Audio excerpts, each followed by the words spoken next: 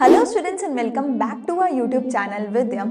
आज की इस वीडियो में मैं अंशिता जिंदल एसआरसीसी ग्रेजुएट तुम्हारे लिए लेकर आई हूँ तुम्हारे क्लास 12 बिजनेस स्टडीज के मोस्ट इंपॉर्टेंट क्वेश्चंस। तो पिछले 5-7 सालों के सारे पीवाईक्यूज मैंने एनालिसिस करे हैं। हर एक साल का हर एक सेट उठा के देखा है, किसी साल के 5 तो किसी साल के 7 सेट उठा के एनालाइज करे हैं। हर सेट में से चैप्टर वाइज हर क्वेश्चन को अलग किया है और फिर एक कॉमन पैटर्न निकाल के तुम्हारे लिए ये क्वेश्चंस मैं तुम्हारे सामने लेकर आई हूं। ट्रस्ट मी, ये किसी भी सैंपल पेपर से उठाए हुए क्वेश्चंस नहीं है। ये ऐसा नहीं है कि कहीं से भी कॉपी पेस्ट कर ली है। हर एक टॉपिक, हर एक क्वेश्चन के पीछे मेरी खुद की पर्सनली घंटों की मेहनत लगी है, तब जाके ये तुम्हारे सामने लाई हूं। कोई भी क्वेश्चन ऐसा नहीं है जो इधर से उधर से उठा के डाल दिया। तो हर एक क्वेश्चन को तुम आंख बंद करके ट्रस्ट कर सकते हो। मे बी ये सारे क्वेश्चन इस बार ना आए, लेकिन ये सारे क्वेश्चन पिछले 5-7 सालों में आए हैं, तो इनमें से मेजॉरिटी ऑफ क्वेश्चन आएंगे। और मैं शायद 80 आउट ऑफ 80 तो ना बोलूं, बट एटलीस्ट 60 प्लस 65 प्लस बहुत आसानी से स्कोर तुम कर लोगे सिर्फ इन्हीं क्वेश्चंस को करके। सो ट्रस्ट कर लो, कोई दिक्कत वाली बात नहीं है। एक एसआरसीसी ग्रेजुएट बोर्ड टॉपर अपनी मेहनत से तुम्हें ये बता रहा है कि ये आने वाला है, तो तुम इसको भरोसा कर सकते हो। सबसे पहले अगर मैं मार्किंग स्कीम की बात करूं तो तुम ये तुम्हारे सामने मार्किंग स्कीम देख सकते हो, तो थोड़ा सा इसको दिमाग में रख लेना जब तुम पढ़ाई करोगे तब। अगली चीज एक और मैं आपको बता देती हूँ, पूरे ही तुम्हारे पेपर में 80 मार्क्स का पेपर होगा, तो उसमें से 40 नंबर की थ्योरी और 40 मार्क्स की केस स्टडीज आने वाली हैं। अगर तुम्हारे 20 एमसीक्यू हैं तो उसमें से 10 केस स्टडी होंगी और 10 सिंपल डायरेक्ट एमसीक्यूज होंगे। अगर 4 क्वेश्चन आने वाले हैं 3 नंबर के, तो उसमें से 2 केस स्टडीज होंगी। अगर 6 क्वेश्चन आने वाले हैं 4 नंबर के, तो 6 में से 3 केस स्टडी होंगी। मतलब जितने भी क्वेश्चन तुम्हारे आने वाले हैं, ऑलमोस्ट 50% ऑफ द क्वेश्चंस, चाहे 6 नंबर 4 नंबर 3 नंबर कोई भी है, वो आधे type of question case study के होंगे। सो गलती से भी केस स्टडी को हल्के में मत लेना। एंड जैसा मैं बार बार बोलती हूँ, केस स्टडी सॉल्व करने का बेस्ट तरीका होता है कि तुम्हें कीवर्ड्स बताऊं, क्योंकि एक कीवर्ड पकड़ोगे, उस कीवर्ड की मदद से पूरी केस स्टडी का आंसर निकल के आ जाएगा। और अगर कीवर्ड करना चाहते हो तो प्लीज मेरे वन शॉट लेक्चर्स को सुन लेना। मैंने हर एक चीज का क्या कीवर्ड एग्जैक्ट पिन पॉइंट करेगा तुम्हारा क्वेश्चन, तुम्हारी केस स्टडी एग्जैक्ट क्या कीवर्ड बताएगी, वो कीवर्ड जो है मैं अपनी वीडियोस में बताती हूं। तो मेरे वन शॉट लेक्चर्स को और मेरे पीवाईक्यूज को मिस मत करना, जहां पर ये केस स्टडीज मैंने खुद करवा भी रखी है। डिस्क्रिप्शन में सारे लिंक्स भी आपको मिल जाएंगे। बाकी लाइव क्लासेस वगैरह भी सारा कुछ मैं करवाने वाली हूं, तो उसको भी आप मिस मत करना, ठीक है। चलिए सबसे पहले बात करते हैं हमारे पहले 3 चैप्टर्स की, chapter 1, 2 and chapter number 3। Total 16 marks की वेटेज ये तीनों चैप्टर रखने वाले हैं। 3 एमसीक्यूज और एक क्वेश्चन 3 नंबर का, एक क्वेश्चन 4 नंबर का, एक क्वेश्चन 6 नंबर का इसमें से हमें देखने को मिलेगा। इसमें से अ लॉट ऑफ टाइम जो केस स्टडी होती है वो चैप्टर नंबर 1 में से आ जाती है, 6 नंबर की केस स्टडी, जो ना आपको ये पूछ लेती है कि ये कौन सा फंक्शन ऑफ मैनेजमेंट इसमें बता रखा है, और मैनेजमेंट जो है उसके फंक्शंस बताओ, मैनेजमेंट जो है उसके फीचर्स बताओ। ऐसी केस स्टडी भी काफी बार आई है, ठीक है। उसके अलावा क्या क्वेश्चन है, चैप्टर 1 का कोऑर्डिनेशन का टॉपिक ऑलमोस्ट हर एक साल में देखने को मिला है। ऑलमोस्ट हर एक साल में, ऐसा नहीं बोल रही हूं कि भाई कभी आया कभी नहीं, ये क्वेश्चन बहुत ही ज्यादा बार रिपीट हुआ है। चैप्टर 1 के एंड में कोऑर्डिनेशन का टॉपिक है, उसके फीचर्स है, उसकी इंपॉर्टेंस है, 3-4 पॉइंट्स हैं, ठीक है। एक तो एक्रोनियम मुझे याद भी आ रहा है, GIFs एक एक्रोनियम आई थिंक होता था, ठीक है। तो ये आपका कोऑर्डिनेशन का टॉपिक आने वाला है, ठीक है। अगला है features and nature of management. इस पे भी क्वेश्चन आता है। फीचर्स का एक्रोनियम मेरा क्या था, गो mummy papa go to CID, है ना। गो mummy papa go to CID, ये मेरे सारे के सारे फीचर्स ऑफ मैनेजमेंट थे। Goal oriented, multi dimensional, pervasive, this and that, right. तो ये इस तरीके से ये भी एक्रोनियम हमारा है। तो इस पे जैसा मैंने बोला कि केस स्टडी आती है, कोई एक फंक्शन पूछेगा और साथ में पूछेगा कौन से फीचर्स ऑफ मैनेजमेंट की बात हो रही है। नेचर ऑफ मैनेजमेंट जिसमें हमारा साइंस है, आर्ट है, प्रोफेशन है, उसके बारे में भी कई बार क्वेश्चन पूछ लेता है। साइंटिफिक मैनेजमेंट की जो टेक्निक्स हैं, प्रिंसिपल्स हैं, वो बहुत ज्यादा बार पूछे गए हैं। तुम लोग फोकस करते हो हेनरी फ्योल के 14 प्रिंसिपल्स के ऊपर। हाँ, मैं ये नहीं कह रही कि वो कभी नहीं आता, वो भी आता है, पर उससे कई गुना ज्यादा बार साइंटिफिक मैनेजमेंट वाला पूछा जाता है। एंड ट्रस्ट में, तुम अपने पेपर में जाके देखोगे, अ लॉट ऑफ सेट में हेनरी फ्योल पूछा ही नहीं जाएगा। मोस्ट ऑफ द सेट में पूछा ही साइंटिफिक मैनेजमेंट के बारे में जाता है। कई सेट में हेनरी फ्योल की भी केस स्टडी बनती है, पर वो आसान होती है। एंड एक चीज याद रखना, हेनरी फ्योल के जो 14 प्रिंसिपल्स हैं, प्लीज उनका एक्रोनियम बना के उनको लाइन वाइज याद मत करना, क्योंकि वो नहीं पूछेगा कि सारे 14 के नाम बताओ। या तो केस स्टडी में से आइडेंटिफाई करने को बोलेगा, या कोई एक दे देगा और बोलेगा इसको एक्सप्लेन कर दो। तो उन 14 प्रिंसिपल्स को एक्रोनियम बना के या लाइन वाइज याद नहीं करना है, ठीक है। फिर डायमेंशंस और फीचर्स ऑफ बिजनेस एनवायरनमेंट, यार ये तो मुझे लगता है सबसे छोटा सबसे आसान चैप्टर है, पूरा ही चैप्टर आधे घंटे में हो जाएगा, ठीक है। अब उसमें से भी क्या ही इंपॉर्टेंट है, बट एनीवेज देख लो उसके डायमेंशंस पे क्वेश्चन, कई बार छोटा क्वेश्चन 3 नंबर का बनता है, कुछ खास बड़ा इसमें से देखने को नहीं मिलता है, ठीक है।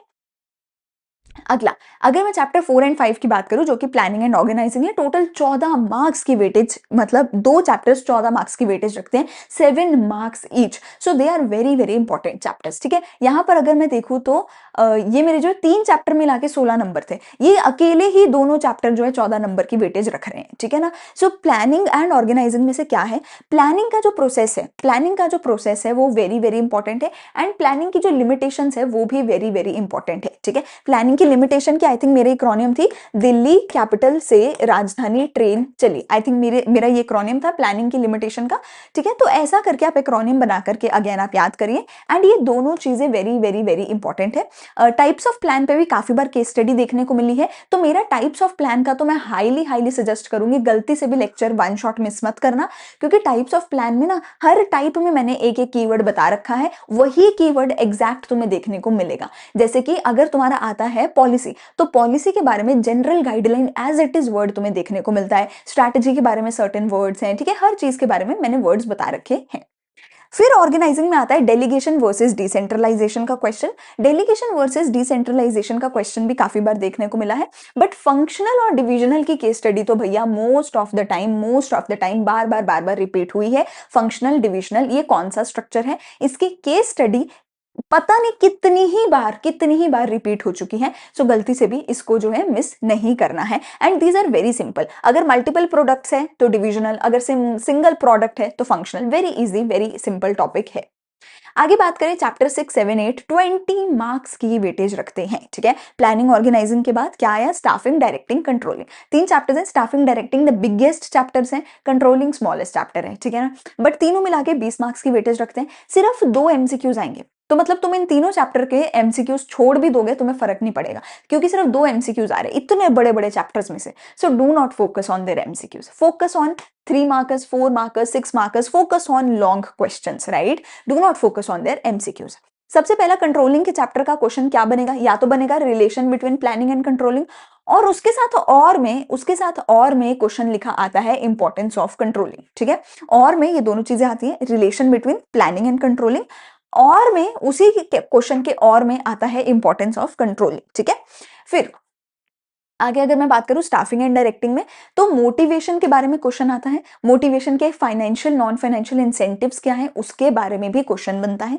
कम्युनिकेशन के बैरियर की केस स्टडी बनती है कि ये कौन सा टाइप ऑफ बैरियर है तुम्हें बताना है, एंड सिर्फ ये नहीं कि तुमने बता दिया साइकोलॉजिकल बैरियर ये वो, अंदर कौन सा है, साइकोलॉजिकल में भी कौन सा बैरियर है, सिमेंटिक में कौन सा बैरियर है, वो तक तुम्हें बताना पड़ेगा, वो भी अंदर तक जाके बताना पड़ेगा। अगेन हर एक पॉइंट का मैंने एक्रोनियम कीवर्ड आपको बताया है, तो एक्रोनियम मेरे आप वहां से याद कर सकते हो, वन शॉट लेक्चर वगैरह में मिल जाएगा।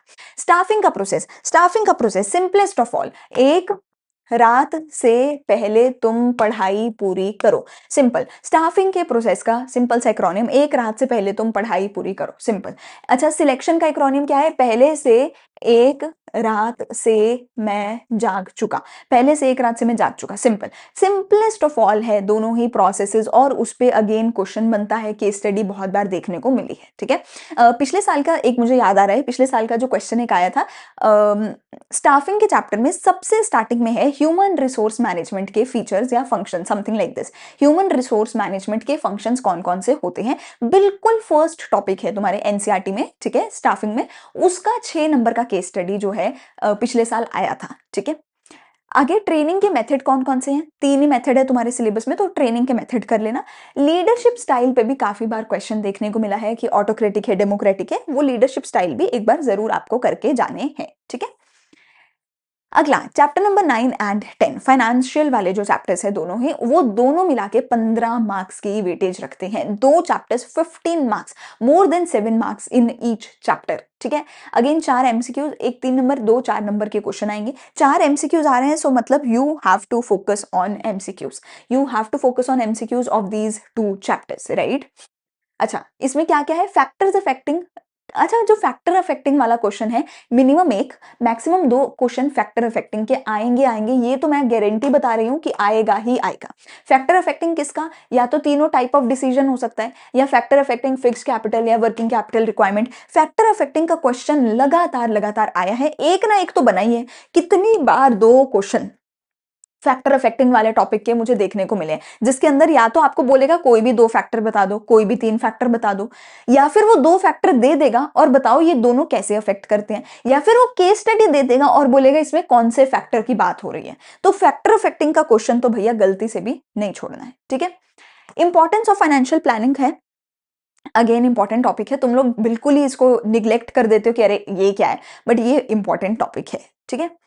फंक्शंस या ऑब्जेक्टिव्स ऑफ सेबी, सेबी के फंक्शन, सेबी के ऑब्जेक्टिव्स जो है वेरी वेरी वेरी इंपॉर्टेंट है। मल्टीपल टाइम्स क्वेश्चन आया है, ठीक है। डिफरेंस बिटवीन मनी या capital market, difference between primary and secondary market, ये 2 डिफरेंसेस हैं जो मैं खास तौर पे बताती हूँ। अदरवाइज पूरे सिलेबस में से मैं कोई खास डिफरेंसेस नहीं बताती हूँ, पर ये 2 डिफरेंसेस हैं जो मैं बता रही हूँ कि पेपर में आते ही आते हैं। दोनों में से कोई एक डिफरेंस आएगा। अगला है लास्ट के 2 chapters, chapter 11 and 12। Again 15 marks की वेटेज रखते हैं, वेरी लेंथी चैप्टर है, मार्केटिंग वाला वन ऑफ द बिगेस्ट है, बट अगेन वेटेज भी अच्छी खासी रखता है। 5 एमसीक्यूज इसमें से आएंगे, मतलब कैन यू सी, तुम्हारे 5 एमसीक्यूज सिर्फ इन दोनों में से आएंगे। इसमें से भी ऑब्वियसली मेजॉरिटी जो है मार्केटिंग वाले चैप्टर के आएंगे, ठीक है। एक 4 नंबर का और एक 6 नंबर का क्वेश्चन आएगा। मार्केटिंग के एमसीक्यू जितने ज्यादा से ज्यादा हो सके उतने प्रैक्टिस करके जाना, ठीक है। इसमें हमारे फंक्शंस ऑफ मार्केटिंग, इसके ऊपर क्वेश्चन आ सकता है। प्रमोशन मिक्स, ठीक है। फिलोसफीज कौन कौन सी हैं, फैक्टर अफेक्टिंग प्राइस क्या है, कौन कौन से फैक्टर हमारे प्राइस को अफेक्ट करते हैं। आइडेंटिफाई करना है एलिमेंट कौन सा है मार्केटिंग मिक्स का, ये केस स्टडी बनती है, ठीक है। कौन सा मार्क है ये आइडेंटिफाई करिए, मतलब ये दोनों चीजें तो जो है ऑब्वियसली एमसीक्यू में बनते हैं कि आइडेंटिफाई करके ही हमें बताइए। कंज्यूमर के केस में बात करें तो कंज्यूमर की राइट रिस्पॉन्सिबिलिटी और कंज्यूमर के लिए क्या रिलीफ अवेलेबल है, ये 2 क्वेश्चन बार बार देखने को मिले हैं। 3 टायर एजेंसी वगैरह का भी थोड़ा कम ही आता है, ठीक है ना, बट ये दोनों बार बार देखने को मिले हैं। और मार्केटिंग के चैप्टर में से आई नो तुम लोग बोलोगे कि मैम बहुत सारे टॉपिक हैं, बट ये 2 टॉपिक तो एमसीक्यू वाले हैं, ठीक है, ये 2 टॉपिक तो एमसीक्यू वाले हैं। और ये बेटा जी अब तुम खुद सोचो ना, तुम खुद सोचो यार, किसी चैप्टर में से तुम ऑलमोस्ट 8 से 10 नंबर कर रहे हो, तो ऑब्वियसली 8 से 10 नंबर में 3-4 टॉपिक तो अलग अलग बनेंगे ही ना, क्योंकि हर मतलब अगर 4 नंबर का भी क्वेश्चन है तो उसमें 2 नंबर का ये पूछ लेगा, 2 नंबर का ये पूछ लेगा, जैसे, ठीक है ना। सो ये टॉपिक्स जो है मल्टीपल टाइम्स बार बार आए हैं। And you also have to understand कि अगर एक क्वेश्चन में 6 नंबर का बोल रहे हो, इट डजेंट मीन कि सीधा ये आ जाएगा 6 नंबर में, जी नहीं, it doesn't mean that. 6 number में आपका 2+2+2 हो सकता है, ठीक है, 3+3 हो सकता है, 4+2 हो सकता है, किसी भी तरीके से हो सकता है 6 नंबर में। तो अगर आपका 2+2+2 है, वो 3 अलग अलग टॉपिक से क्वेश्चन पूछ सकता है, 3 अलग अलग टॉपिक से क्वेश्चन पूछ सकता है। इसलिए टॉपिक्स थोड़े से ज्यादा हो सकते हैं, बट ये सारे टॉपिक्स में से किसी में से 1 नंबर का, 2 नंबर का, 3 नंबर का, 4 नंबर का क्वेश्चन आएगा, केस स्टडी आएगा, ठीक है। सो ये सारे के सारे थे मेरे इंपॉर्टेंट क्वेश्चन जो पिछले 5 to 6 ईयर्स के PYQs के अकॉर्डिंग मैंने बताए हैं। अगर वीडियो अच्छी लगे तो लाइक, शेयर एंड सब्सक्राइब जरूर करना, दोस्तों के साथ शेयर भी कर देना। प्लीज कमेंट सेक्शन में मुझे बताना आपको वीडियो कैसी लगी। चैनल को सब्सक्राइब जरूर कर देना, ठीक है, क्योंकि बहुत सारा अच्छा कंटेंट आपको हम देने वाले हैं। अकाउंट सीखो, बिजनेस, हर चीज का पूरा तैयारी हमने अपने चैनल पे करवाया है। आई होप तुम्हें अच्छा लगा होगा, तो चैनल को सब्सक्राइब जरूर करके जाना। Thank you so much for watching, मिलूंगी अगले वीडियो में। All the best for your exams.